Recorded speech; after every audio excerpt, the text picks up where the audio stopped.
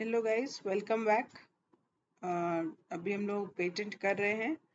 और almost last legs of the patent भी act हो रहा है हमारा। So we will be able to finish it in 2-3 videos maybe. In the last classes we discussed chapter 17. Today we are discussing chapter 18, जो कि एक important chapter है,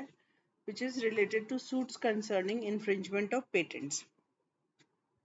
ये इन्फ्रिंजमेंट मैंने आपसे ऑलरेडी डिस्कस किया हुआ है इन डिटेल, तो मैं वो नहीं बता रही हूँ। बट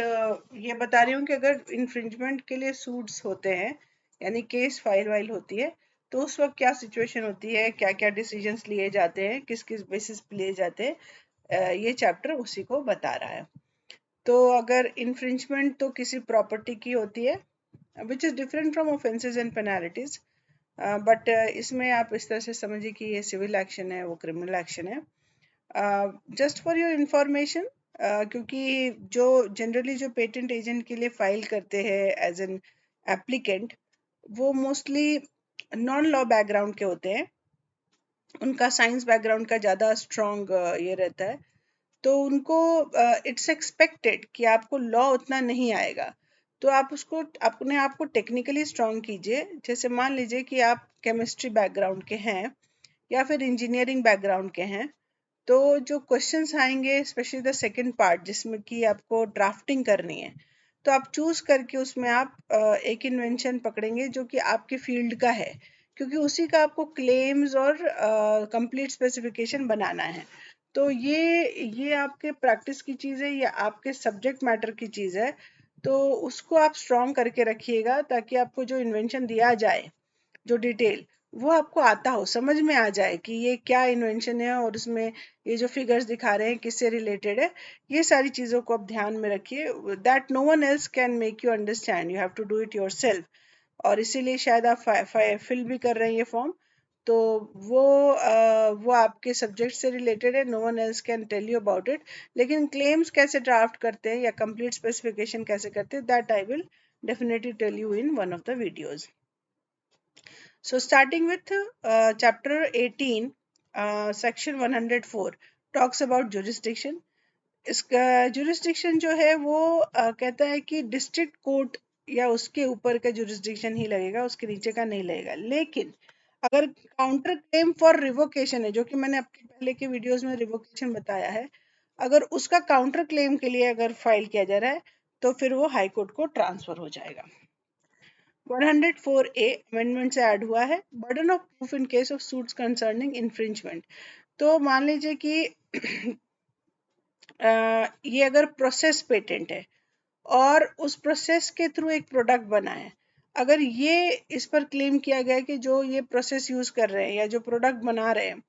ये आइडेंटिकल टू माय प्रोडक्ट है, तो फिर वहां पर क्या करना है, तो उसको प्रूव करना पड़ेगा ये डिफरेंट है। कैसे? तो इसके लिए कोर्ट कह सकता है कि ये आप शो कीजिए, क्या अगर सब्जेक्ट मैटर जो है पेटेंट का प्रोसेस है और उससे बनने वाला प्रोडक्ट न्यू है, या फिर ऐसा लग रहा है कि डिफरेंट प्रोसेस से बना के वो सेम ही प्रोडक्ट पे आ रहे हैं, तब जो है उनको ये कोर्ट कह सकती है कि आप दिखाइए, प्रूव कीजिए कि कैसे आप बना रहे हैं। और therefore in considering whether a party has discharged a burden imposed upon him by subsection 1, जो कि अभी आप देख रहे हैं, उसने डिस्चार्ज कर दिया है, तो फिर उसको मैन्युफैक्चरिंग प्रोसेस या कमर्शियल सीक्रेट्स बताने की ज़रूरत नहीं है, क्योंकि एज यू नो पेटेंट में मतलब ये रिक्वायरमेंट है ना, क्या आप उसको पब्लिकली नोन करेंगे, नहीं है तो फिर आप ज़रूरत नहीं है करने की। अगर मान लो ये नॉन इन्फ्रिंजमेंट की बात होती है ना, अगर मान लो वो प्रूफ होता है कि नॉन इन्फ्रिंजमेंट है, तो उस समय कोर्ट ये कह सकती है कि इसके ऊपर जो क्लेम्स डाले गए हैं, जो इस पर कोर्ट में जो चल रहा है पॉइंट्स, जिस पर डिस्कशंस है, नॉन इन्फ्रिंजमेंट है, तो उससे रिलेटेड ये सेक्शन 105 बता रहा है।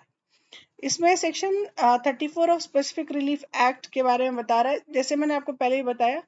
कि आपको बहुत ज़्यादा लॉ को नहीं जानना है, बट यहाँ मैं आपको बता दूं कि 34 talks about the infringement to any property, तो वहाँ पे आपको रोक नहीं सकते वो कि आप उसके लिए क्लेम ना करें। यही बोलते हैं कि उसको नहीं रोका जा रहा है, कि आप उसको क्लेम ना करें। बट इन केस आपको ये प्रूव करवाना है कि मतलब मैं इन्फ्रिंजमेंट नहीं किया हूँ, या फिर उसको नॉन इन्फ्रिंजमेंट कैटेगरी में ले आना है, क्योंकि आपके ऊपर जो इल्ज़ाम लगा है वो इन्फ्रिंजमेंट का है, तो वो जो है कि जो जिसके ऊपर लगा है, जो डिफेंडेंट है, वो ये बोल सकता है कि मैंने पेटेंटी को अप्लाई किया है इन राइटिंग फॉर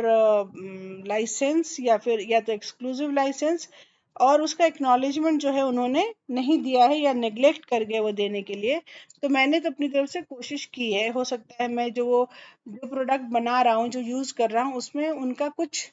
कुछ यूज़ करना पड़ सकता है। तो फिर मैं उनसे परमिशन ले रहा था, जो कि उन्होंने अ, मुझे उसका एक्नॉलेजमेंट भी नहीं दिया।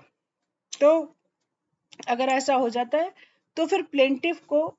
जो है जिसने इन्फ्रिंजमेंट के लिए केस किया है, और ये प्रूफ हो जाए कि वो नॉन इन्फ्रिंजमेंट है, तो प्लेंटिफ को जो कोर्ट की फीस वगैरह है उसका वो खर्चा उनको देना पड़ सकता है। The validity of a claim of specification of patent shall not be called in question in a suit for declaration brought by virtue of this section, and accordingly the making or refusal of such declaration in case of patent shall not be deemed to imply that the patent is valid or invalid। मतलब उसको इससे मतलब नहीं है कि patent valid है या invalid है, यहाँ पे सिर्फ इन्फ्रिंजमेंट की बात हो रही है, उसी से रिलेटेड बातें करेंगे। ठीक है। अगर उसके ग्रांट के बाद पब्लिकेशन के मतलब after the publication of grant of patent अगर वो हुआ है, सूट का डिक्लेरेशन हुआ है, तो भी उसको उसी हिसाब से बताया जाएगा कि भाई उनको तो पेटेंट मिल चुका है,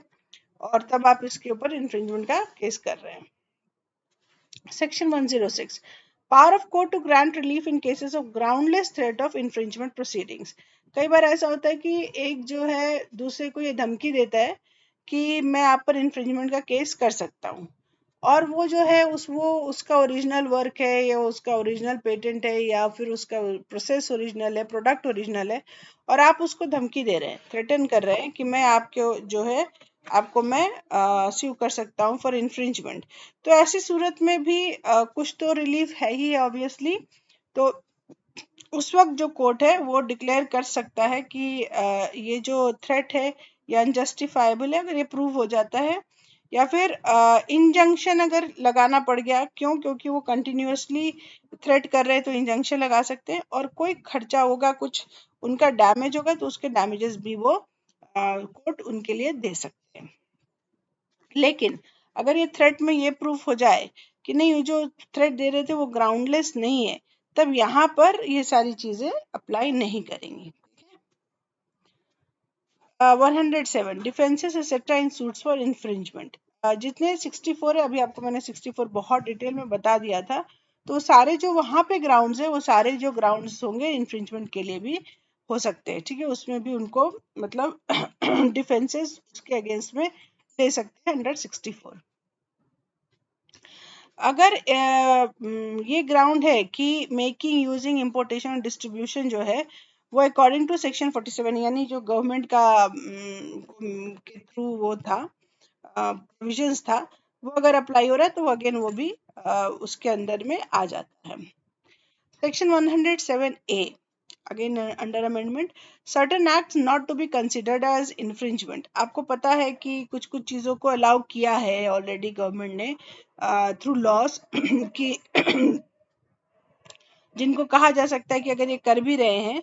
तो भी वो इन्फ्रिंजमेंट नहीं है। जैसे कि कोई भी ऐसा लॉ बना हो for the time being in force in that particular in India, और उसके तहत कोई ये यूज कर रहा है, फॉर एग्जांपल कोई ऐसा प्रोडक्ट है जो कि फॉर पब्लिक गुड है, और किसी के पेटेंट को इन्फ्रिंज करके बनाया जा रहा है, तो उसमें गवर्नमेंट ने डिक्लेरेशन दिया हुआ है थ्रू प्रोविजंस कि ये प्रोडक्ट को बनाया जा सकता है इवन दो किसी का पेटेंट इन्फ्रिंज हो रहा है, और तब कोई बना रहा है, तो it is not an infringement. या फिर किसी को ड्यूली ऑथराइज किया गया है इस काम के लिए अंडर लॉ, तो जैसे फॉर एग्जांपल कंपल्सरी लाइसेंसिंग के थ्रू किया गया है, तो फिर वो इन्फ्रिंजमेंट नहीं होगा। Section 108, relief in suit for infringement. दो तरह की रिलीफ मिलती है, एक तो इंजंक्शन मिलेगा, टेम्पररी और परमानेंट दोनों मिल सकता है। जब तक केस चल रहा है तो टेम्पररी होगा, परमानेंट भी डिक्लेयर कर सकता है। दूसरा आपको चॉइस है, या तो आप डैमेजेस के लिए क्लेम कर लीजिए या फिर अकाउंट्स ऑफ प्रॉफिट के लिए क्लेम कर लीजिए। यानी ये डैमेजेस यानी आपका जितना नुकसान हुआ है वो, या फिर उनको जो फायदा हुआ है उसमें आपका कुछ हक, दोनों में से कोई, दोनों आप नहीं कर सकते, दोनों में से कोई एक कर सकते हैं। इसके अलावा जो पेटेंटेड प्रोडक्ट का इन्फ्रिंज प्रोडक्ट है उसके लिए कोई मतलब फॉरफिट किया जा सकता है, डिस्ट्रॉय किया जाता है या सीज किया जा सकता है। Right of exclusive licensee to take proceedings against infringement. मान लीजिए जिसको एक्सक्लूसिव लाइसेंस मिला है, किसी पेटेंटी ने उसको दिया है, तो यहाँ पे उसको भी ये राइट है ऑटोमेटिकली कि वो किसी और के अगेंस्ट कंप्लेन करे कि वो इन्फ्रिंजमेंट कर रहा है, क्योंकि for that period of time जहाँ पे वो लाइसेंसी है वो उसका ओनर हो जाता है इन अ वे, है ना। तो उसको भी ये राइट है कि वो इसके लिए क्लेम करे। अगर पेटेंटी को उसने बोला कि आप कीजिए और पेटेंटी जो है वो नहीं किया था, जैसे कि पहले केस में मैंने बताया आपको, तो उसमें मान लो कि नहीं किया, तो एक्सक्लूसिव लाइसेंसी जो है उसको ये, नॉन एक्सक्लूसिव नहीं, एक्सक्लूसिव लाइसेंसी को ये हक है कि वो कंप्लेन करे।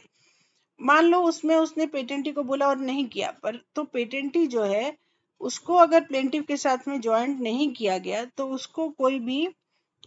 ये में कॉस्ट के लिए अप्लाई नहीं किया जा सकता। 110,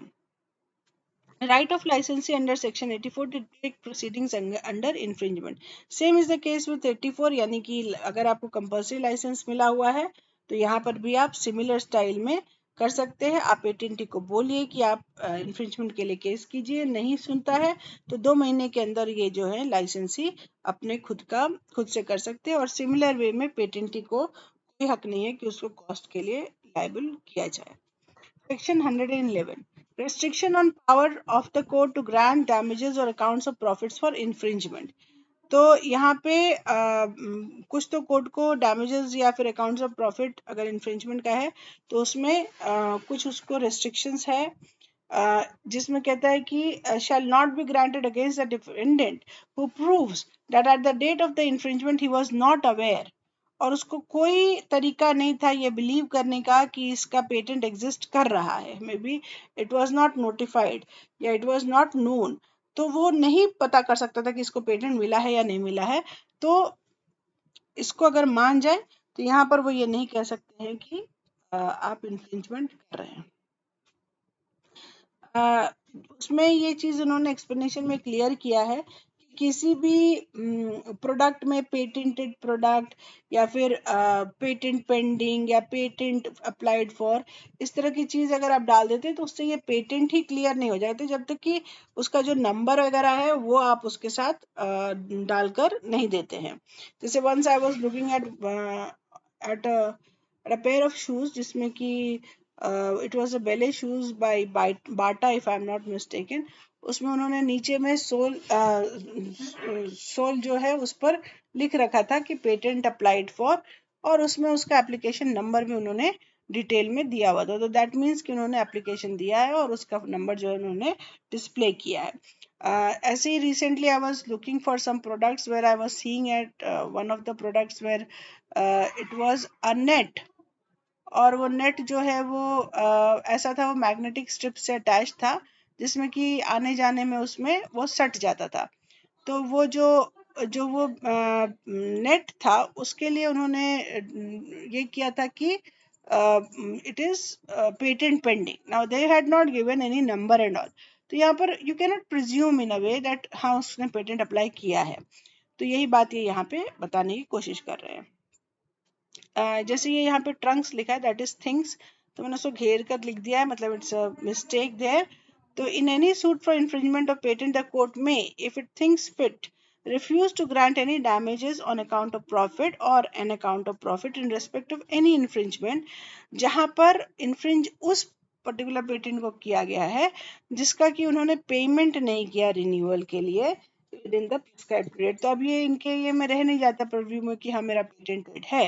हालांकि ऐसा नहीं कि उनको कोई रिलीफ नहीं है, रिलीफ मिलती है ना। जो अमेंडमेंट हुआ है डिक्लेरेशन से डिस्क्लेमर करके करेक्शन हुआ है एक्सप्लेनेशन करके, उसमें उनको कोई डैमेजेस जो है वो या फिर अकाउंट ऑफ प्रॉफिट्स नहीं मिलेगी। कोई भी जो भी इस पार्ट ऑफ द एक्ट है उसके थ्रू आप जो इंजंक्शन देने का राइट है कोर्ट का, वो आप किसी भी हालत में ले नहीं सकते। Certificate of validity of specification and cost of subsequent suits for infringement thereof, यानी कि उसमें अगर किस ये मैंने अपीलेट बोर्ड को यहाँ पे इसलिए कट कर दिया है क्योंकि एज यू नो अभी अपीलेट बोर्ड एग्जिस्ट नहीं करता है, तो it will directly go to the high court. So I have let that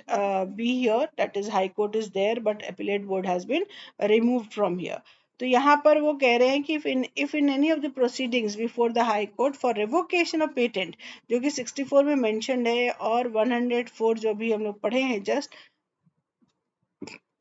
the validity of a claim of a specification is contested और ऐसा पाया गया by the court that उसकी validity जो है वो सही थी, upheld हुई है, तो उस समय क्या होगा कि उसको वो सर्टिफिकेट देना पड़ेगा और वो सर्टिफिकेट जो है उसको फाइनल मान लिया जाएगा और उस सर्टिफिकेट को लेके ये कोई भी सब्सिक्वेंट कोर्ट्स में केसेस चल रहे हों वहां पे वो अप्लाई करे होगा और उसके लिए जो भी खर्चे हुए हों उसके फुल पेमेंट और फुल कॉस्ट अब वो बेयर कर ले सकते हैं वापस। अब यहाँ पर ये कह सकते हैं कि अगर ये जो डिफेंडेंट है या फिर जो प्लेंटिफ है, सॉरी, उसने ये प्रूव कर दिया कि उसको ये बात नहीं पता थी कि जो ये सर्टिफिकेट है ये इशू हो चुका है बाय अ कोर्ट, तो यहाँ पे वो कॉस्ट जो है उसको वो नहीं भी मांग सकता है कोर्ट।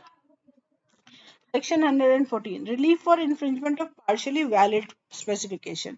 जैसे मान लीजिए इसमें 4 क्लेम किए गए, उसमें से एक क्लेम जो है वो इन्फ्रिंज नहीं हो रहा है, दूसरा क्लेम इन्फ्रिंज हो रहा है, और या फिर वो क्लेम वैलिड हो गया कि उसने इन्फ्रिंज नहीं किया है, इनका ये नहीं है, तो यहाँ पर वो दूसरे क्लेम के लिए भी इन्फ्रिंजमेंट का केस डाल सकते हैं। Where the plaintiff proves that the invalid claim was framed in good faith and with reasonable skill and knowledge, क्योंकि ये प्रूफ करना, देखो ये सब्जेक्टिव बाय नेचर है, कोर्ट को ये मतलब कोर्ट जनरली डिसाइड्स कि ये इनके गुड फेथ में इन्होंने किया है, तो यहाँ पर वो इसको कंसिडर करेंगे और उसको वो बोलेंगे कि ठीक है कोई बात नहीं है, छोड़ दो, जाने दो। सेक्शन 115 साइंटिफिक एडवाइजर्स, जहाँ पे अगर किसी केस में कोर्ट को ऐसा फील होता है कि ये बहुत टेक्निकल है इन नेचर, द जिसके लिए इन्फ्रिंजमेंट कहा जा रहा है, और ये कोर्ट इसकी भाषा शायद ना समझ पाए बीइंग अ लॉयर एंड जज, तो यहाँ पर कोर्ट जो है वो एक साइंटिफिक एडवाइजर को अपॉइंट कर सकता है और उसको रेम्यूनरेशन उसी हिसाब से मिलेगी जैसा कोर्ट ने डिसाइड किया है, और उसके रिपोर्ट के लिए उसके जो भी वो डेली उसके फीस है वो सब चीज़ों को ध्यान में रखते हुए कोर्ट जो है उसको रेम्यूनरेशन देगी, ठीक है, और it is provided by parliament by law for the purpose. Okay, so we stop over here. Thank you so much.